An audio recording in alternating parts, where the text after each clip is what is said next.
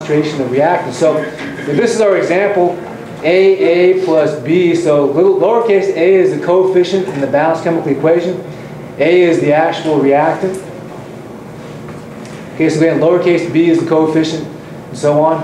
So this is our equilibrium constant. So the concentration of C to the C power times D to the D power divided by A times B. This is our equilibrium constant expression.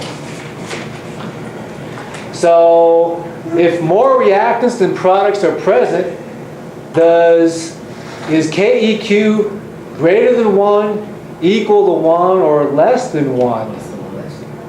It should be.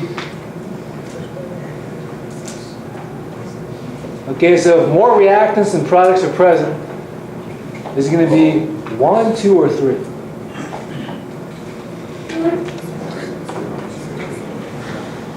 Okay, who says KEQ should be greater than 1? Who says it should be equal to 1? Okay, so maybe you guys are all right, because that means that all of you are saying that it's less than 1. So you're right, it should be less than 1. Okay, so note again that if KEQ is greater than 1, we have our numerator is greater than the denominator, which means we have more products and reactants. If it's equal to 1, what does that mean? Yeah, we have the same amount of products as reactants. So in the next question, we have more products and reactants. That means that KEQ is going to be greater than 1. Okay, so here's an example. We'll look at this in we look at acid-base equilibrium. So acetic acid dissociates into its ions. Now this is a equilibrium reaction. So note that acetic acid is an acid. The water behaves like a base, and it forms the acetate ion and the H3O plus ion. The equilibrium constant for this reaction is 1.8 times 10 to the minus 5. So which picture represents this mixture at equilibrium? So note that these little red donuts are the acetic acid. This blue thing here represents the water. This half thing represents the acetate ion. These hexagons represent H3O plus. So which one is going to represent this equilibrium reaction? A, B, or C? Actually, what happened? How come the red thing came out of this?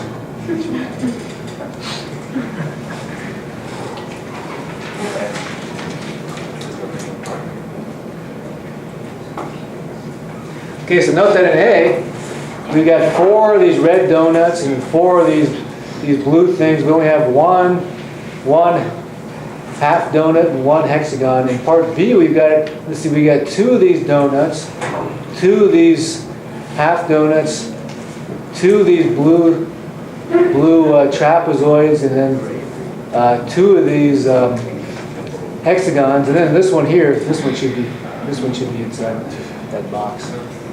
Okay, so note that we have, we have 1 of these donuts and 1 trapezoid. We have 4 of these horseshoes and then 4 of these hexagons. So that's telling us the ratio of reactants and products. So which picture represents the mixture at equilibrium? It's going to be A, B, or C?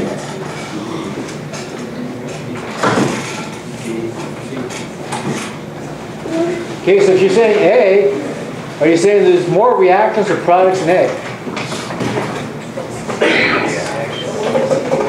More reactants. Yeah, so in A you're saying there's more reactants. If you're looking at B, is there more reactants or products? Well, the same. The same. For part C, are there more reactants or products? Yeah, more products. And note, take a look at the equilibrium constant, 1.8 times 10 to the minus 5. Based on this number, are there going to be more reactants or more products or an equal amount? More reactants. Yeah, there should be more reactants. So that means that the picture that best represents this equilibrium mixture would be, it should be A. Okay, so like we said, there should be more reactants present at equilibrium. Now, how will this, if you draw a picture or a graph from concentration versus time, how will this picture look?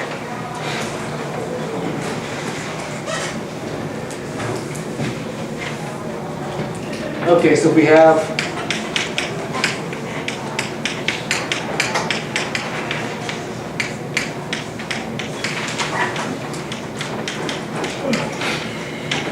okay, so we're going to plot concentration versus time.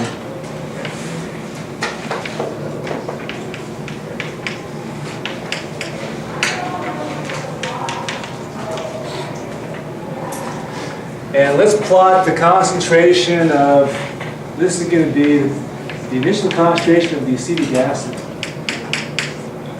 Okay, so how is this graph going to look? Now we know that this is a reactant, so we know that the graph should have a positive slope or negative slope. A negative slope, so it's going to look like this. Or will it look more like this?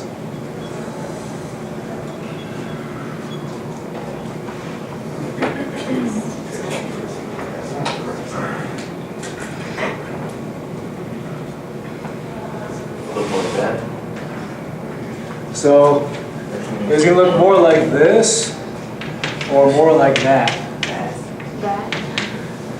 Why should it look more like that?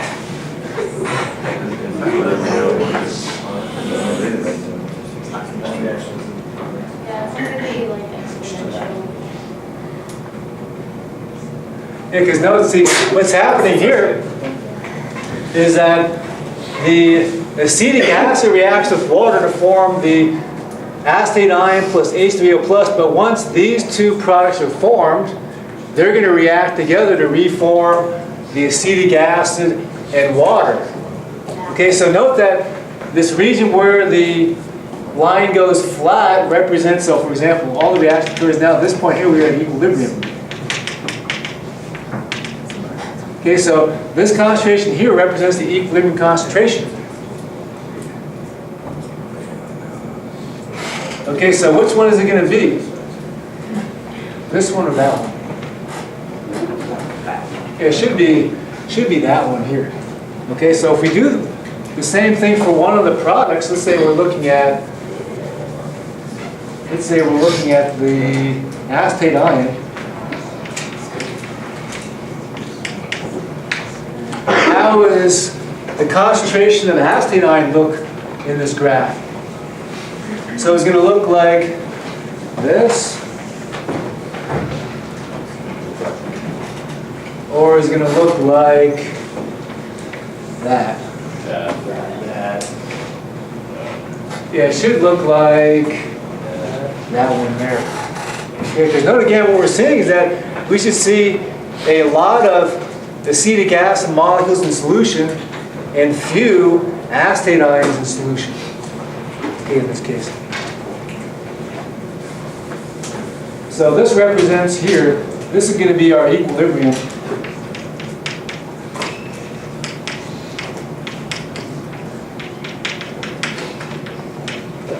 Okay, so again, these concentrations here are the concentrations of equilibrium.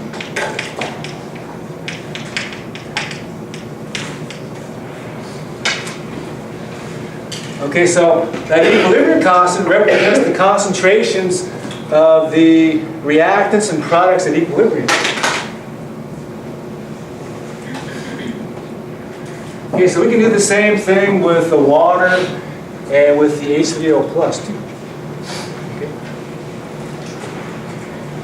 Okay, let's go on to the next slide. So now, as scientists and engineers, you want to be able to control nature.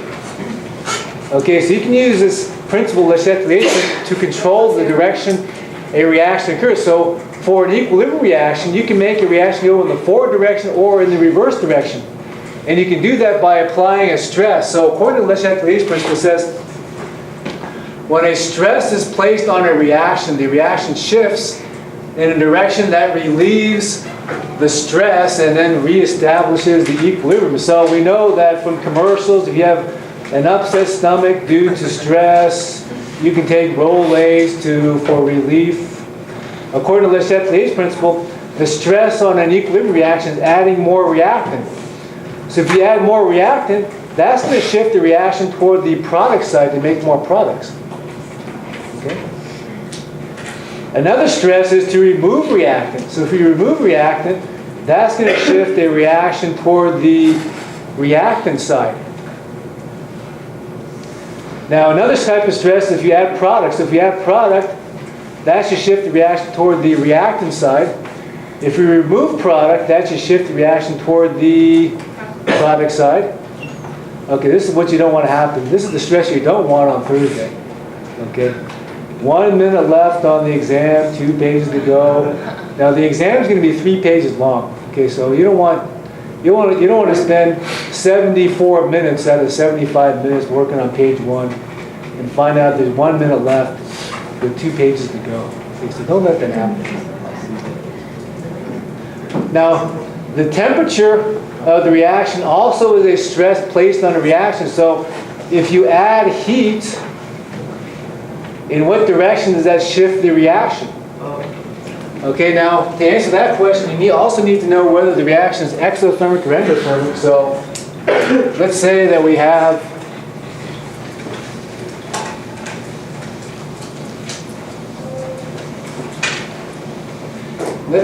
this reaction. Let's say A going to B. And let's say this is exothermic. So if it's exothermic, heat is considered a product. So if we were to add heat, in what direction does the reaction shift? Okay, so we're adding heat, which is a product. That's going to shift the reaction toward the reactant side. Okay. So if you increase the temperature of a reaction, and it's an exothermic reaction, and the reaction is an equilibrium reaction, that's going to shift the reaction toward the reactant side. Is that going to increase the yield of product or decrease the yield of product? Yeah, that's going to decrease the yield of product then. Okay. Now, we can also look at pressure. Now, this refers to gases only. Okay, so we'll take a look at some reactions, examples of reactions which involve gas, and we'll see what happens when there's a change in pressure. And then here's another type of stress. I know that a lot of students don't like someone looking over their shoulder, so that causes a lot of anxiety. Anyway, let's do 2 examples. So you did this in Chem1A lab, you made aspirin. This turns out to be an equilibrium reaction. So when the salicylic acid reacts with acetic anhydride, that makes aspirin plus acetic acid. Now this reaction is exothermic. Turns out that the aspirin reacts with acetic acid to reform the salicylic acid in acetic anhydride. Now it turns out that the reaction conditions affect the reaction rate and the yield of the reaction. So when you do this reaction in Chem1A, the temperature of the reaction was 75 degrees. You ran the reaction for 20 minutes. So if you use an excess of the acetic anhydride, this makes the reaction shift to the products, and that should increase the yield. Will the reaction rate be faster or slower by using more acetic anhydride?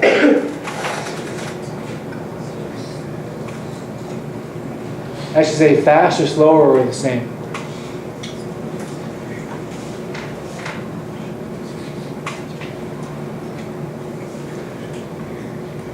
Okay, so by using an excess amount of acetic anhydride, does that increase, decrease, or not change the reaction rate? Increase faster. Okay, so it could be faster, but as long as the concentration is increasing. Okay, so if the concentration of acetic anhydride increases, the reaction should occur faster. Okay? Note that this reaction is exothermic.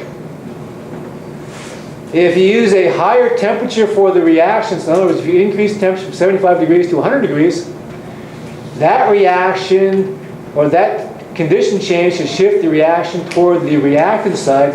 That's going to lower the yield of aspirin. Now, by using a higher temperature, is the reaction rate going to be faster or slower or unchanged?